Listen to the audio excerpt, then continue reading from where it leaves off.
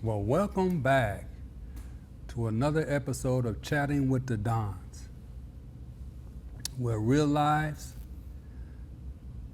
raw stories, and life transformation collide.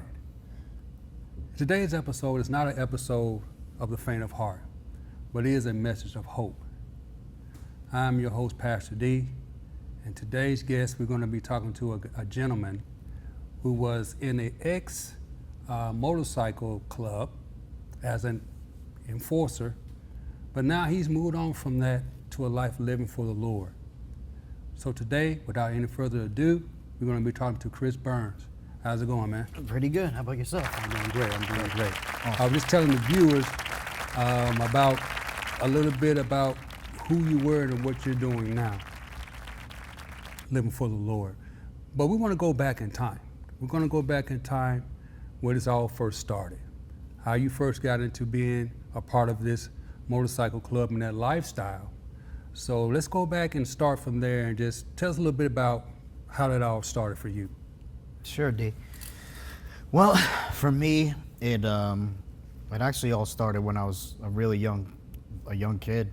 Yeah. I was raised in the Catholic Church. Okay. And as a young man, I understood.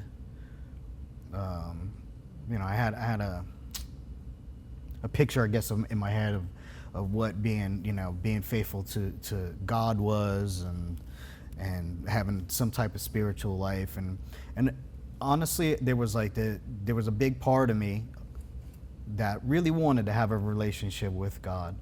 Yeah. Like I said, I was in the Catholic Church. I sang in the choir. I was an altar boy. Wow. Okay. Yeah, I went to a Catholic school. I was really, my parents wanted that for me too.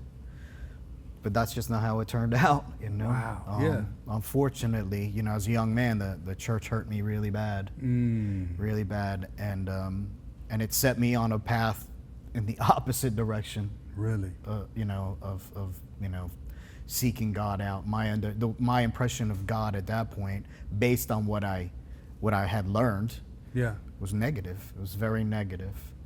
Wow. And that's what I led my life from a young man, to a or not even a man, a young kid to a young man to an older man, and I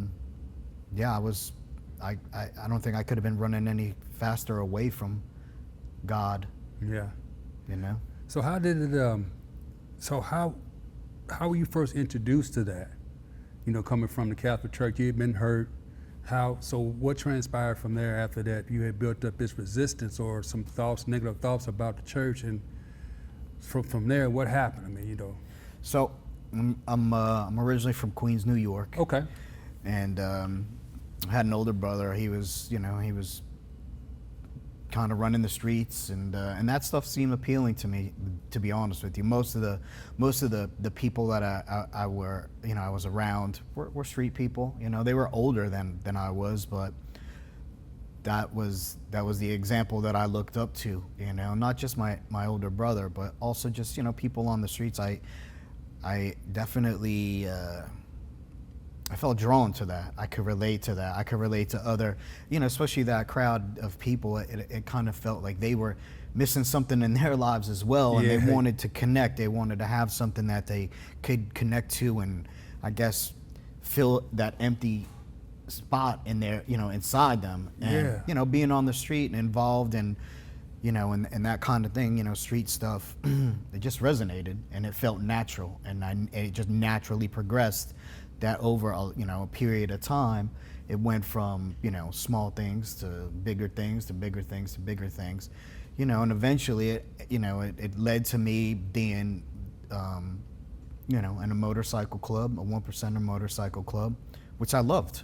I loved it. I loved everything about it. So your brother, he was in it too then? No, my older brother wasn't. My older brother ended up at a fairly young age. He ended up by divine intervention, joining the Navy, and the Navy helped him grow up. Okay. The Navy helped him grow up. I slipped through a lot of cracks. Yeah. Between my parents and just a lot of like one extreme circumstance after another. It's just like that was just a cycle of my life.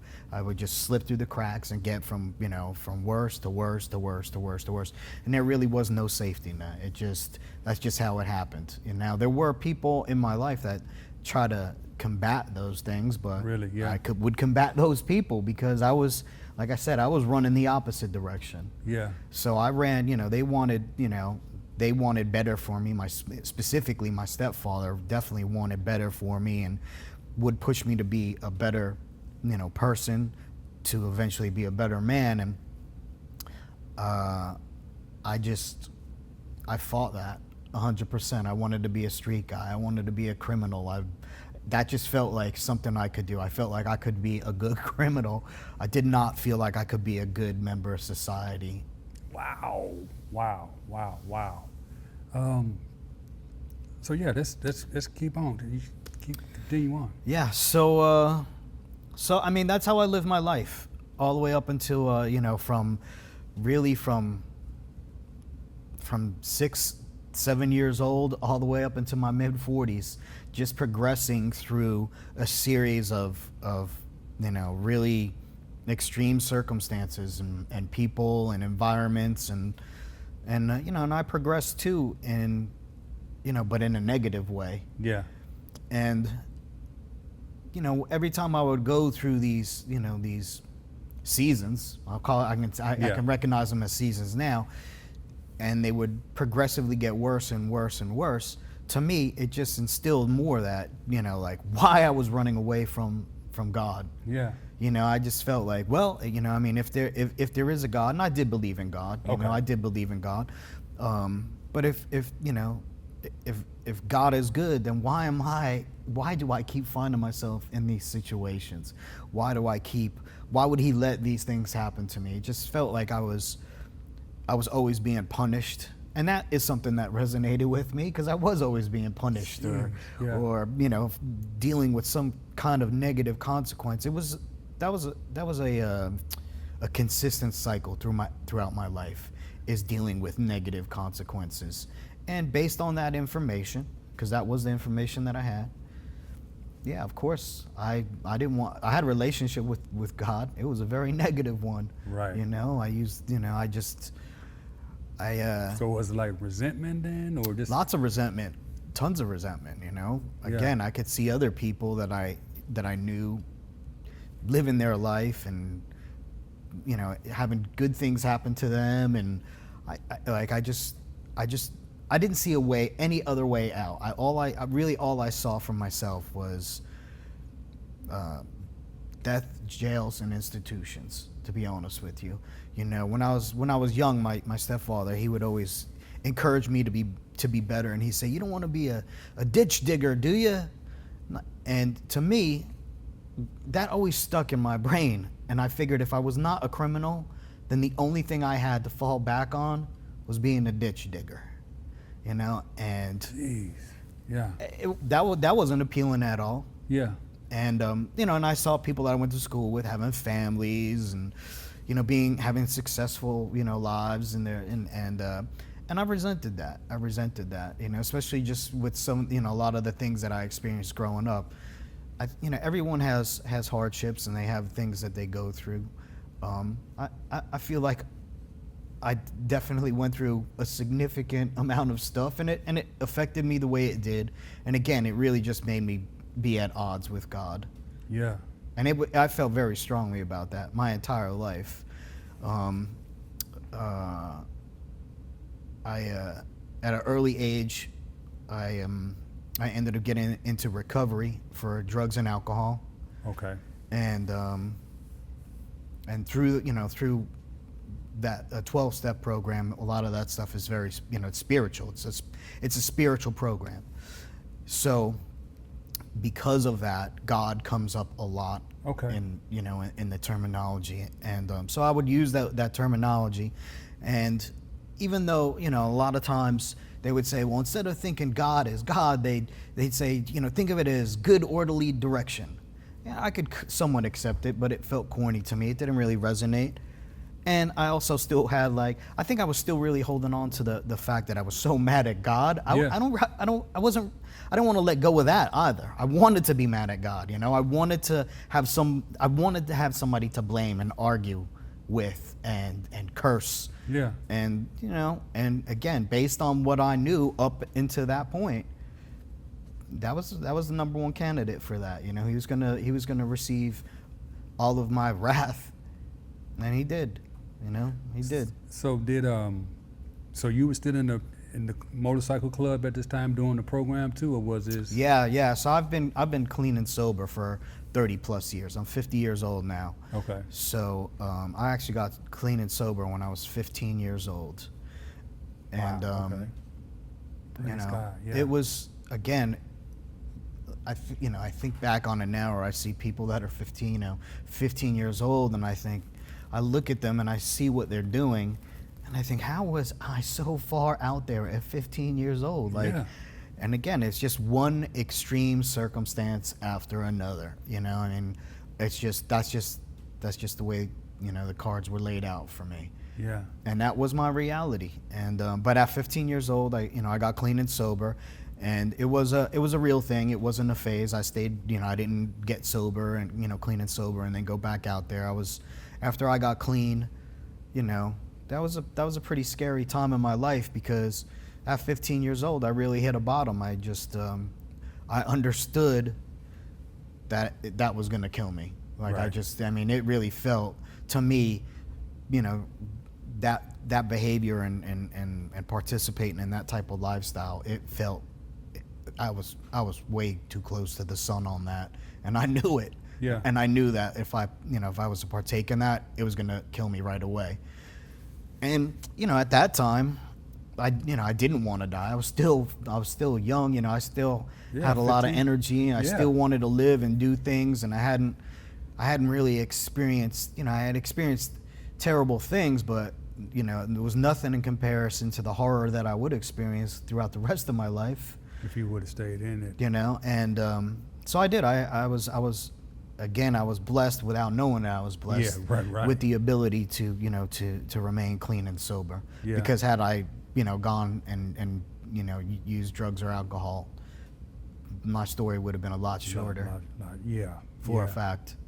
So it looks like you was at a little crease of light, or you was at a turning point coming from that program, now that you're sober and now that okay, where do I go from here? So now you're at this crossroad in your life where you're clean, you're sober now. So what happened from there? Did you continue down the rabbit hole of the motorcycle club, or how did that look for you? So I wasn't involved in motorcycle clubs at that point. That came a bit later. Okay. in my 20s. But there was still a lot of street people, and lots of that kind of stuff. Again, it was just very appealing to me. That culture, I just fit in with that culture. It resonated with me. Again, looking back on it now, I understand, after getting clean and sober, I could see the seeds being planted all the way back when I was a young man, at that point, and to finally come into my faith.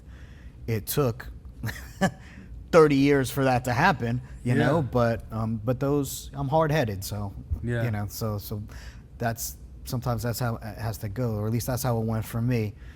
And then in my 20s, that's when I started to get into motorcycle clubs. Okay. So what did that look like?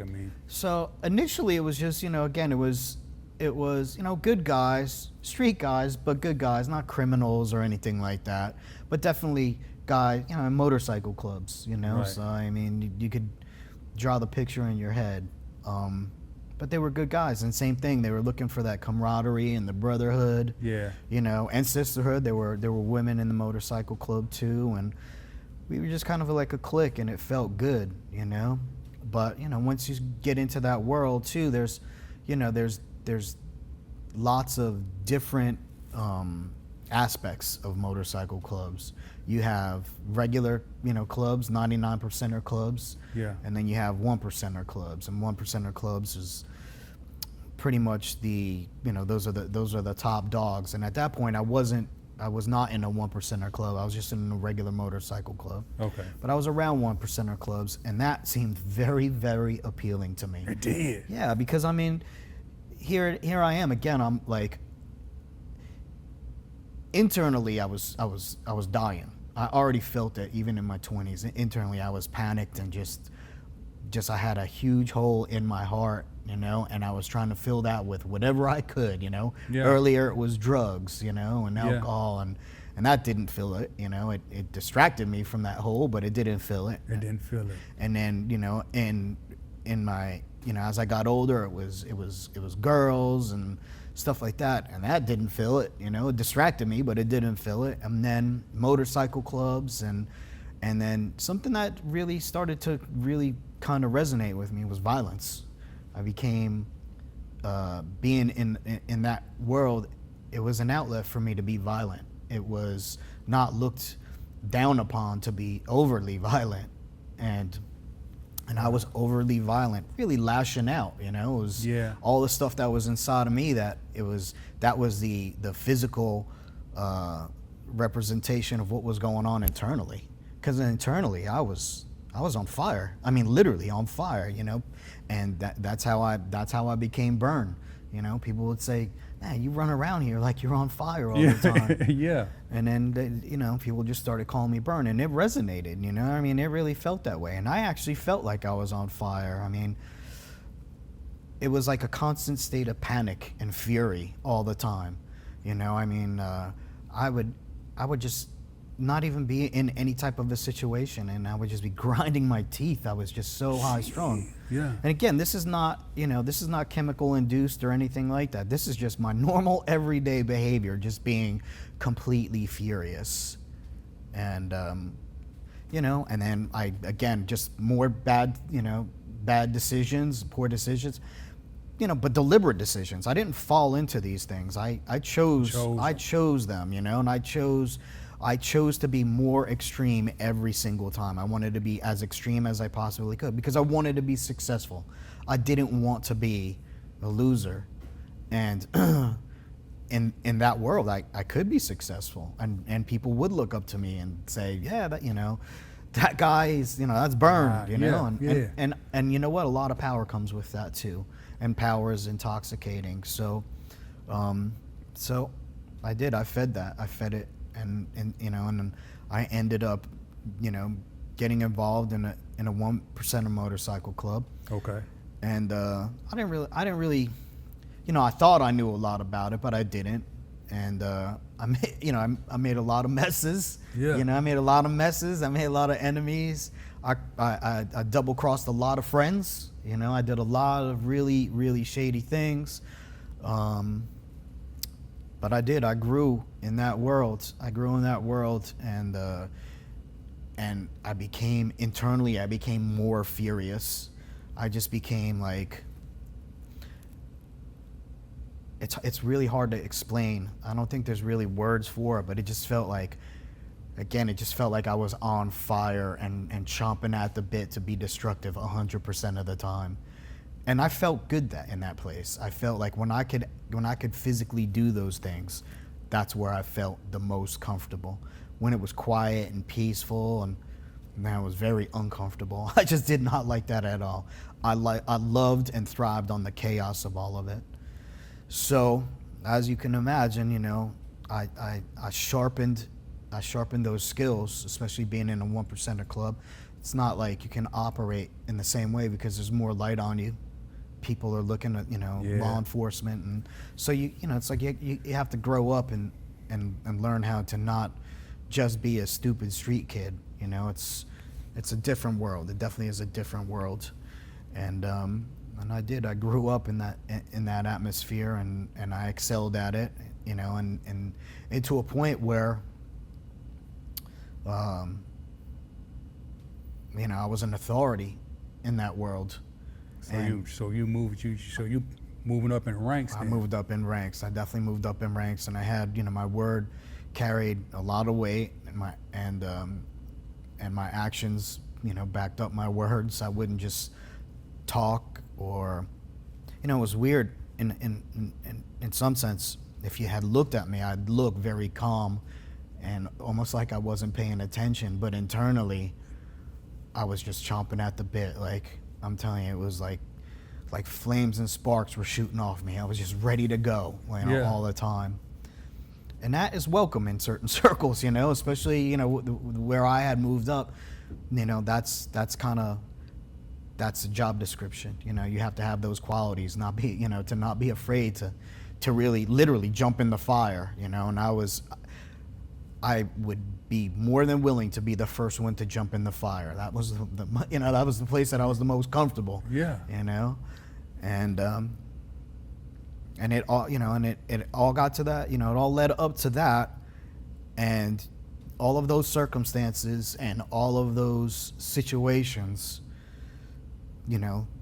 they led me to a place where I couldn't go any further. And I felt it.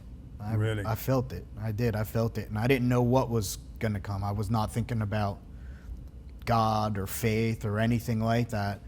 I was really just thinking about the end. My end. Yeah. Yeah. And it was weighing on me heavy. I was in a lot of trouble, with that lifestyle and clubs and people, and I was in a lot of trouble. And I was facing some decisions that were either where I would end up dead, or other people were gonna end up dead. And part of me, honestly, it's like a big part of me wanted the end result for me to end up dead, because I was in a lot of pain. Like that hole inside me was just so overwhelming that I couldn't. I really felt like I couldn't bear it anymore. But the fury in me was like, I'm gonna eat your breakfast before you can eat my lunch. Like I wanted to take everybody out. I really did. And there was this battle. There was this internal battle that was going on with me, and I couldn't really understand why I was so torn about it, but I was torn about it. And I had reached out to some in that, in the motorcycle world. Some of the clubs they have what they call motorcycle ministries. Yeah. So it's it's people of faith that ride motorcycles. Some of them were never really in in 1%er clubs or anything like that, but they like to ride motorcycles. They're active in their faith. They have that in common, and that's their brotherhood and their sisterhood. Right. So that community is pretty. It's pretty funny, because the Lord uses them to meet people where they're at, in a very unique type of people. Yeah. You can't just be a square and walk into a 1%er situation and start talking about the Lord. Yeah. That could get you jammed up pretty pretty good. But these motorcycle ministries, they don't just slip in and hang out on the sidelines. Like they're involved. They build relationships with everyone. Right. 1%er clubs, like everybody in the motorcycle community. That's kind of like, again, from my perspective, that's how they view it. It's the motorcycle community, and they understand the dangers, that of being in around that stuff. But they're able to use the discernment and navigate that in a good way. But some of those people I became really good friends with. Well, good. And I was going to ask you, was there anybody saying, dude, I see the hurt and pain. I mean, no. Burns, you might need to slow down a little bit. Nobody was there to say, Burn, I need you. Dude, you going 100, bro. At that point, I was so terrifying. Nobody felt comfortable saying anything like that to me. Wow. It would just be dangerous. It would be dangerous for somebody to say something like that to me. But I was flying so close to the sun. I felt it. I really felt it. And I had reached out. There were two people in particular, and I had reached out. I was really having panic attacks. Yeah. and I called one of these guys, and he didn't answer the phone, and I called a second person who is also not only is in the motorcycle ministry, but he's also in recovery. So we have that in common as well, Yeah. And I called him, and I just said, yeah, I was very vague, but letting him know that I'm having these panic attacks and just all this stuff, and he made some suggestions to me about some books, and they were they're based around faith, and he said, look, I'm not trying to scare you away with talking about God or any of this other stuff. And I said, look, man, I came to you, so just say what you got to say, and if I can take it or leave it. But I was desperate. I felt desperate. Yeah. And I felt like, and I couldn't just, again, I'm living in a lifestyle where going out and talking about your feelings and all that other stuff, it doesn't really fly. Yeah. It's not really that world, but I felt myself coming apart. I felt myself coming apart. And he suggested a book to me, and I said, yeah, all right, cool, and I got off the phone with him, and as soon as I got off the phone with him, the other guy that I initially called, he called me back, so we talked a little bit too, and we had made some plans to meet up, and like the next day or so, and so we, I met up with that man, and we were just talking, and he said to me, his words were, have you ever thought about taking the plunge? Meaning, turning my life over to God. Yeah. And I told him, I said, look, here's the deal, and I'm just going to be honest with you, because I kind of went back to when I was a young boy, being an altar boy, and I remember being, in church and looking up at the cross and just being very overwhelmed with how powerful and mighty God was, and really just seeing the pictures of God and Jesus and the Lamb, and my heart kind of connected with that as a boy, and I wanted that. I really did. I wanted that. I wanted to feel what I perceived in that picture. Yeah. And so in that conversation, I said, I would love to have that, man, but it's never gonna happen. Look at how I live my life. It wasn't like I'm living my life and I want to get away from it. It's not, I'm living this life and I love it. I love being this way. Yeah. I love being burned, I'm furious and just all of this stuff all the time. I love it. It wasn't even like I was rejecting it. I loved it.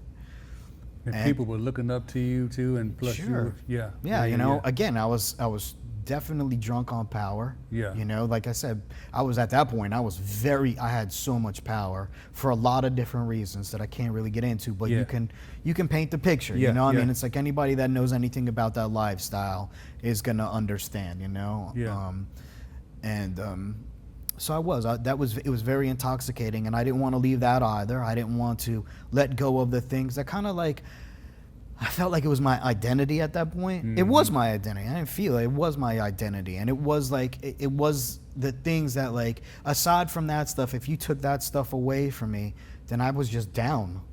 Internally, I just felt like I was down, I no longer, I didn't stand for anything anymore. So I was all into that lifestyle. And I told him, probably it's not going to happen. And we dismissed the conversation. That was it.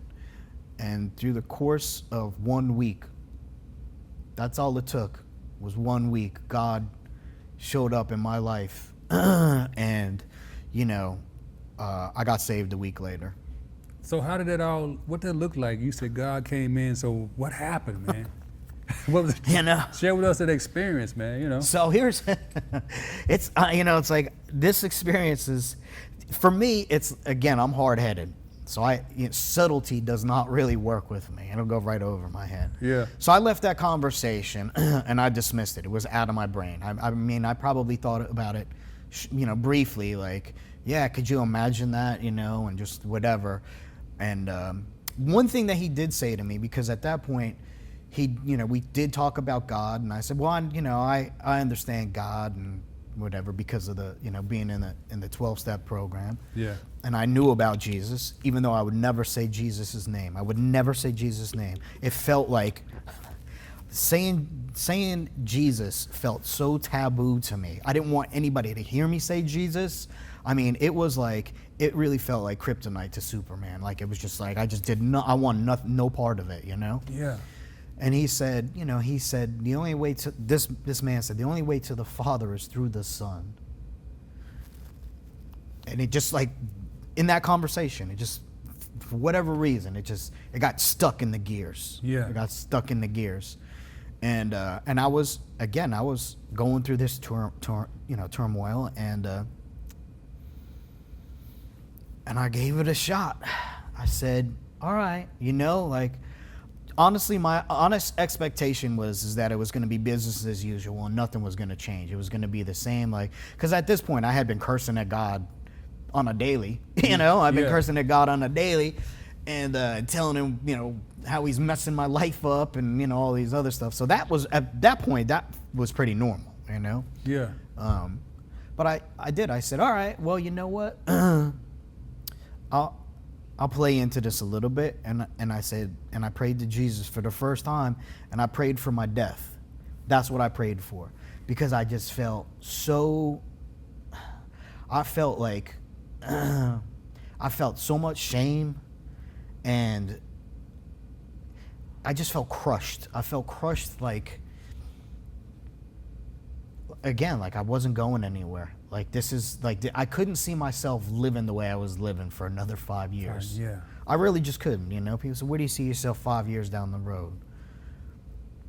And none of it looked good to me in 5 years. So I prayed for my death. And again, I didn't really expect anything.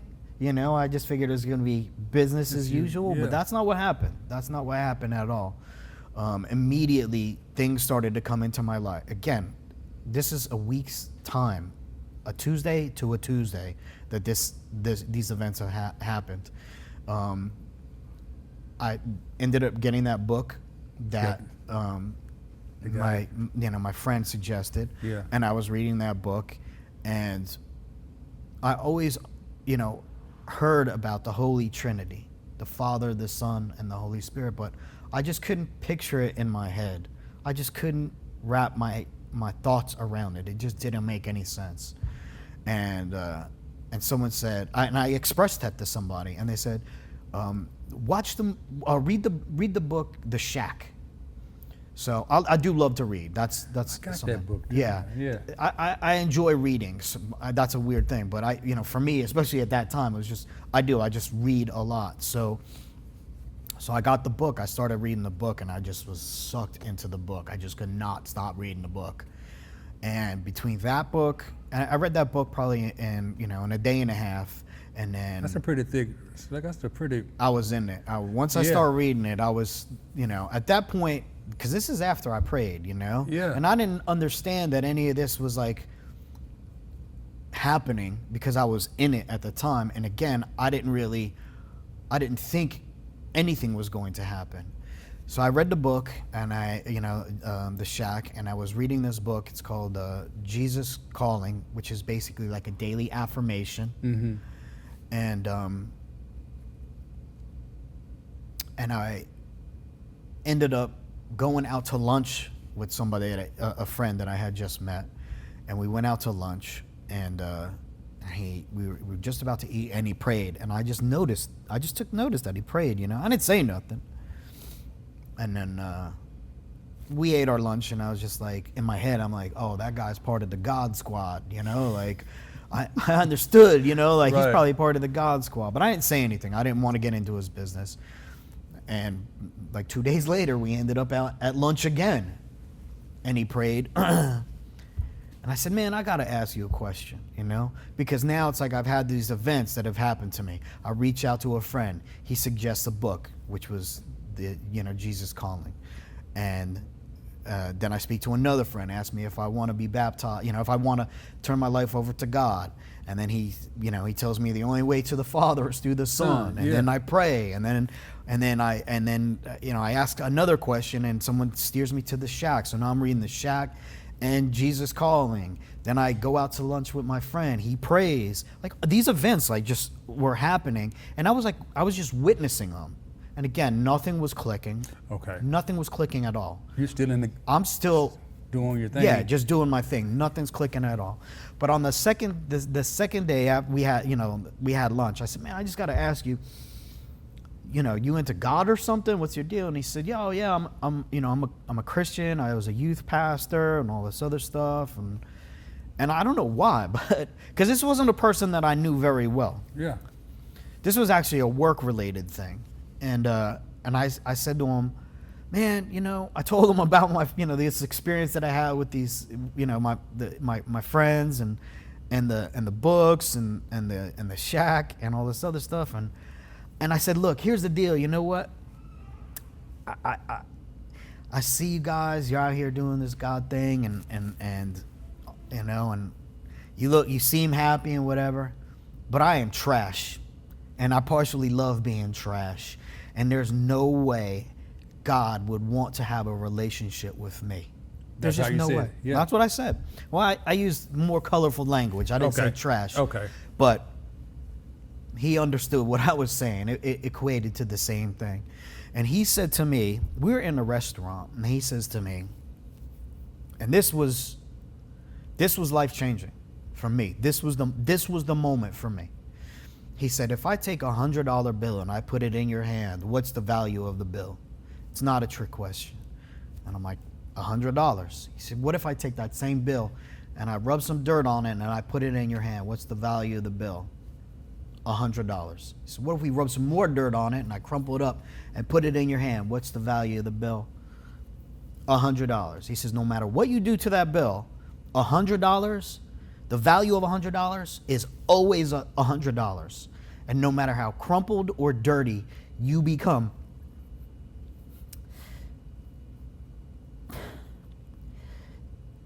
Jesus values you the same way. Right. Wow. And I tell you what, I felt like I had been kicked out of the chair. In that moment, I realized that he has known me before I was even born. Wow. And the audacity Thank you, Lord. of me to think that he had no idea who I was. My value never changed to him. He always valued me the same way. Yeah. And that, obviously to this day, when I realized that, in that moment, I felt more in that moment than I had my entire life. And that hole that I had been feeling my entire life, in that moment, it was filled. Wow. It was filled. And I called my friend up and I said, yo, I need to talk to you, man. I need to talk to you. The guy that asked me if I would ever think about taking a plunge. And this is literally 1 week later when we linked up. And I said, I'm ready. I'm ready to take the plunge. And we prayed, and I turned my life over to God. And, I had experienced all of that stuff, and it was undeniable. There was no... My eyes had been opened in a way they had never been opened in my entire... And again, this wasn't something I was seeking. This hit me so unexpectedly. It was such a moment that all at once, all of this stuff just started being revealed to me, and I couldn't deny it. I just couldn't deny it, and I couldn't get away from it. And I asked that guy. I said, "Man, did it surprise you that I was, that I was ready for this?" Yeah. And he's like, "No, not at all." And I believed him because he knew. He knew, even though I didn't know, he knew. But because of what I had just experienced that week and the power of Christ, I knew that he really did know, and that he met me where I was at. And I was in the muck. I mean, I was really, really in the muck for a whole lot of reasons. And So did you see the guy again, the one that told you about the dollar bill? Did you see him again after yeah, that? I did for a little while. He ended up getting, he was actually in Tennessee for a job. But he wasn't from Tennessee. Yeah. So he's, it was funny. He says to me, he says, man, when we were having that conversation, he had said that he was starting to feel like kind of like his faith was getting kind of dull, And but having that conversation with me, he was so thankful about our conversation because it reignited the fire in him. Yeah. And I'm just at that point, again, it wasn't because all I had to say was negative stuff, really. Yeah. I mean, it was just the experience of what he said. Whatever it was, like, he got what he got what he needed to get from God. And I got what I you needed to get from God. It's not a mystery to him. He knows. Right. He understands how to navigate all of that stuff. I mean, and that was well played on God's part. Wow. So after we prayed, my friend said to me, he said, they say that soon. After you say this prayer and you turn your life over to the Lord, you should get baptized. And immediately in my brain, I thought, I'm not doing that. That sounds like a cult kind of thing, Like, Yeah. I'm just not doing that, and I'm just not gonna do it. And I didn't really.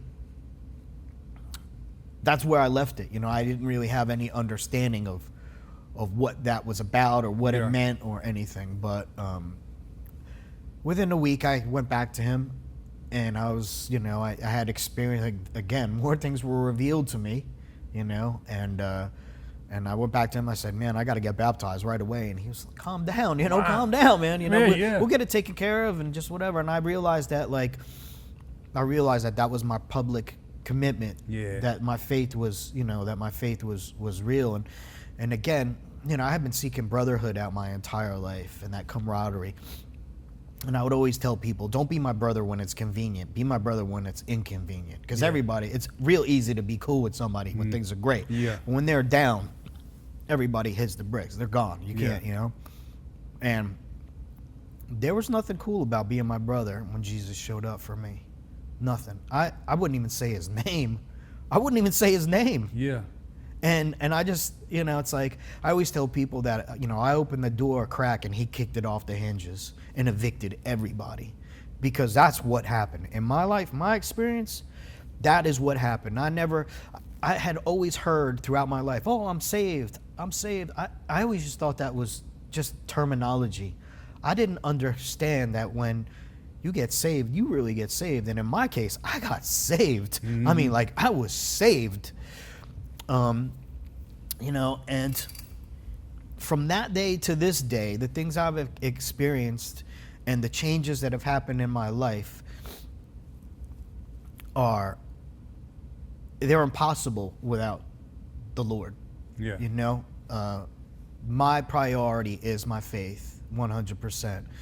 I struggle every day with sin and being a sinner, and when I can get through a day and be better, it's because of the Lord and the Holy Spirit. Yeah. That's what gives me the strength to do better. I struggle still. I mean, I'm human. My thoughts and my desires are still human. I'm still very much embedded in this planet. We still exist here. Right. But my faith is unbreakable.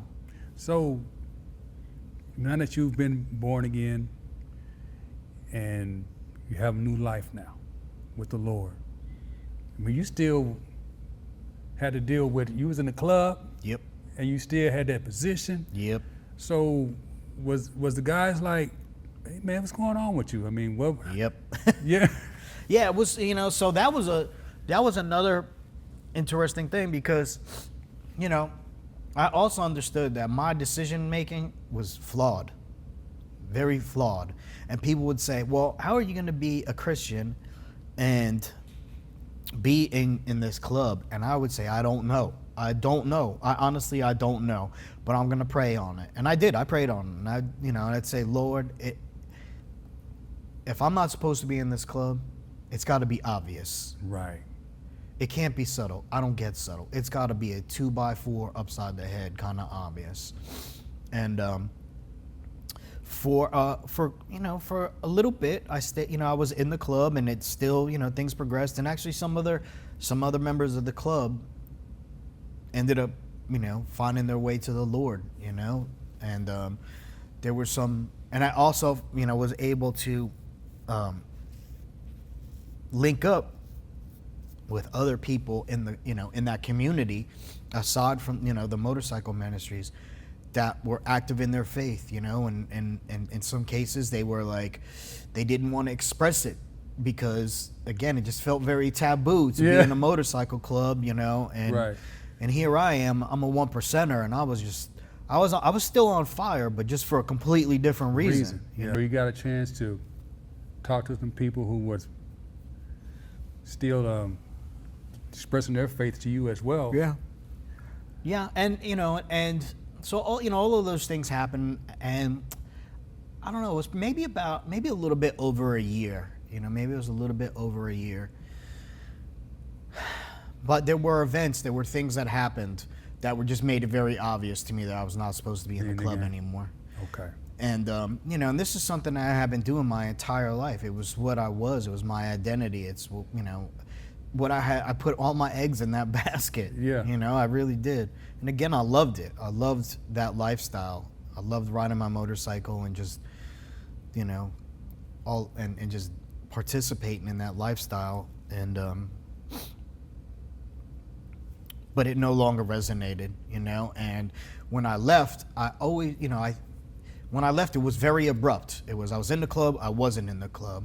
And prior to that, not that I ever thought about leaving the club, but I think I would, it's like breaking up with a girl that you're still very much in love with and don't want to leave, and, the comparison, like I didn't want to leave, or I and I was very attached to that. But in that moment, when I realized, and it was like I went from I'm not going anywhere to I'm leaving the club. And once I said that and I left the club, I never looked back. I never missed it. I never looked back on it like, oh, I want to go do this again. It was just gone. God removed it from me. He just removed it, and that's how it had to be, or else I would have gone back. I really would have gone back.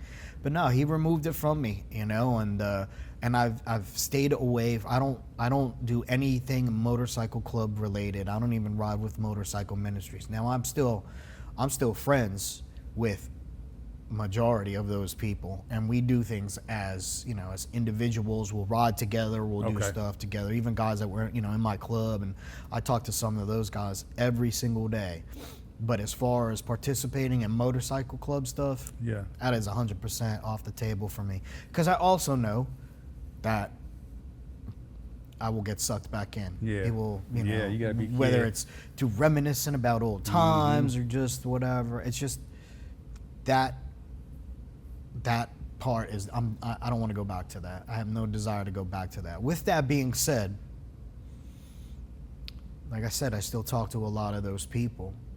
And not all of those, most of those people were not active in their faith on any level. That wasn't even the premise of our friendship relationship. But through the course of time, people have been more open to having those discussions, and people have come to Christ because of partially because of those conversations, seeds being planted. I don't ever really go in with when I talk to people, I don't ever really go in with like I'm gonna trick them into becoming Christ followers. I don't ever go into it like that, but I certainly don't hide the fact that I am a Christ follower. There's no, and for me, there's no room to deny Christ. And I've had a couple of opportunities where it kind of felt like that was going to be the case, you know, where it was someone would say, well, I'm talking about you or whatever, but I won't mention your name because you're a Christ follower or this or that, and, you know, or that you were in the club, or, you know, and I had to go back to them and be like, nah, you could use my name. I want you to identify me 100%. Like, I'm not denying Christ. Yeah. It's just, I'm not just doing it, you know, like, that's just, it is what it is. Right. So, and again, it is my number one priority. So it does come up all the time, every day. It comes up every single day. And because I'm still tied into that community, I'll always be tied into that community. Yeah. To a certain degree. Because I'm tied into that community, I can bring a different take on the message. They can hear it from me because they relate to me. Yeah. They understand that I'm not, you know, if someone I had plenty of people from churches come to me and say, hey, have you heard of, you know, the good news and talking about the Lord and that stuff? It just infuriated me. It made me want to assault them, you know? Man. I mean, that's the reality of it. It really did, you know? It really just, that's what it incited in me. It took other people in my community that were just like me to convey those messages far enough for it, you know, for those seeds to grow a little bit. And it's the same thing, you know. I mean, I'm active in the music community, and I'm active in I'm not active in the motorcycle community, but I'm active with people from the motorcycle community. Yeah. And I'm active with a lot of street people, a lot of people that, again, have been hurt by the church. Yeah. That, you know, their understanding of Christ is the same understanding that I had, you know. Yeah. I recognize too that entire time that I was just at odds with, you know, with the Lord, I was right based on the information that I had at that time. Yeah. Which was not all the information, you know. I don't know how all of that slipped through the cracks or it had never been delivered. I never got all the information. I only got some of the information. Mm-hmm. And, you know, it led me to, you know, 40 plus years of my life living in a certain way, hardcore, based on some of the information. And then once I got more of the information, it changed my life significantly. Right. So now, you know, and speaking to a lot of really my peers that are in the muck in that way, you know, I'm back in the muck, not in that way. You know, now I'm back in the muck, I feel, as a vessel for the Lord. Yeah. You know, that's awesome. For me to fill in those gaps and say, hey, look, you know, do you want to make life, you know, long decisions based on some of the information, or do you want to make it on all of the information? Because only an idiot's going to make, you know, life decisions based on some of the information. Mm-hmm. And that's usually the, you know, after that, it's hard to get around saying that you don't want all of the information, you know. Yeah. People don't want to admit to being idiots, you know. Yeah. So, so they'll listen a little bit more. Plus, my word carries a little bit more weight. They know I'm sincere. They know I'm not faking it. I don't pretend to be, you know, a Bible thumper or anything like that. I'm a person who reached out to the Lord, and the Lord changed my life. That's what it is, you know. Yeah. I'm still struggling, just like all of those people. Yeah. Struggling. I just have more information, and I have armor, you know. Yeah. I walk with the Lord, and the Lord walks with me. Yeah. And there are a lot of, you know, I mean, there are a lot of things that have happened to me since I've become a Christ follower. And I recognize them as like potential crossroads things, you know, that I go, do I really want to, you know, does the Lord really have my best interest? And in every one of those cases, I could firmly come to the conclusion that yes, the Lord has my best interest, and all that other stuff is just noise. It's more deception, and I'm uninterested in that noise. I won't even I won't even entertain those types of conversations with people. I don't debate people Yeah. about my faith. If they don't want to listen, that's their right. They don't have to listen. Right. I'm not trying to force it down anybody's throat because it wouldn't have worked with me. Yeah. All I'm doing is sharing my experience and what I know to be the truth. Yeah. And they could take it or leave it. Just like I told that brother, I could take it or leave it. Yeah. Thankfully I took it, like I took it and it progressed to where it did. Right. But I think like especially with that community too, you have to speak a different language. The Lord met me where I was at, not where he was at or where other people were. He met me where I was at, and I was at an unbelievably dark place. And he pulled me from that. Yeah. With ease. Yeah. Yeah. With ease. Yeah. And it was, for me, it was immediate. Now, I've heard other people, their testimony, it was not as dramatic or profound in that way. For me, that's what I needed because I'm a hardhead. Yeah, man. I needed that to be, I needed it to be that crushing. Crushed you. Yeah.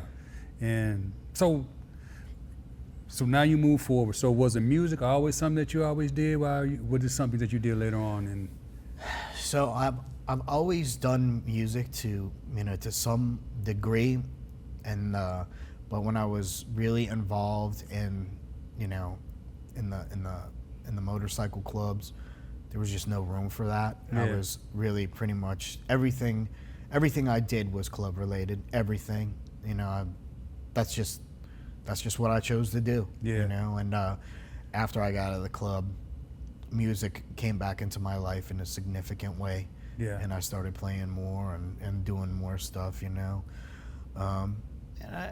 I've had a lot of experiences. I've only been active in my faith, a fairly short time now, and a couple of years, and in that short time I've experienced a lot of things. Yeah. A lot of miracles. People will say, "Have you ever seen a miracle?" And I'm like, every day, sometimes multiple times, through the day. It's like I realize that if that the Lord blesses me every single day. Yeah. I just need to be in a position to receive that blessing. Yeah. And I get in my way, a lot of the times. Yeah. I struggle with it, but You're it's not by also, yourself. Yeah. it's also, staying, staying close to other Christ followers and other people that are active in their faith and struggling and just going through things. The world's a heavy place right now. Everybody's feeling, whether you're active in your faith or have no consciousness of faith at all. Everybody feels the weight of the world right now. We're in a very interesting time, and some days it does feel crushing to me. Yeah. It does, but I can always lean on my faith. Yeah. And it does get me through. It gets me through. That's awesome, man. So, wow, what a story. So let me ask you this. So if you wanted to have something to say to somebody out there who's still in the muck, what you come out of now, what would you tell that person or a group of people that are going through, that may be going through what you've been through, and now that you moved out or been healed and moved out of, what would you tell them, those who are going through something similar or something like that in their life? What would you tell them? I would tell them that probably based on the information that they have, their perception is 100% right. Yeah. That it is horrible, and that God is not good, and that and Jesus just has it in for them and all that other stuff based on the information that they have. Yeah. But they do not have all of the information. Get additional information. There's outlets, there's places you can go. I think everybody knows somebody. Yeah. Everybody knows somebody. Even if, again, prior to, coming to Christ, anybody that was active in faith, they were the God Squad. It was a goof. It was a joke, It really was. It was a joke. I had a list of jokes to goof on them every time I saw them, Yeah. But everybody knows somebody. And you can ask those questions. You don't even have to ask all the questions, but get the information, Get the information. Don't make your life decisions based on minimum information. Yeah. Unless you're an idiot. Yeah. If you're an idiot, carry on. Yeah. You know, but if you want to make the best decision for you, get all the information. You may still come to the same conclusion that you're at right now.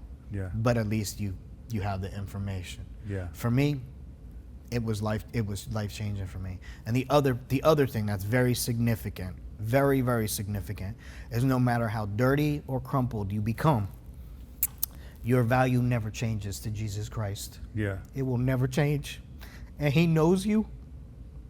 He knows you, whether you want to acknowledge it, admit to it. He knows you, and he has known you. And when you know it, it will change your life. Yeah. That dollar bill, that $100 bill story was, wow.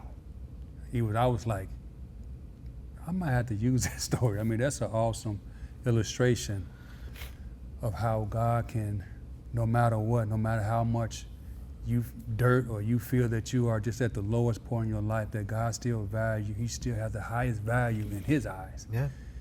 And you saw that, man, even in where you were. Man, that was a hard place, but also I've learned from sitting here talking to you that it doesn't matter where you are, God can reach you, no matter what type of mindset that you're in or what you're dealing with in your life, that God can still reach you. That's so awesome, man. What a journey. I just wanted to thank you, man, for coming on today. Yeah, it's my pleasure. Thanks, man. It's my pleasure. It's been a blessing for me as well.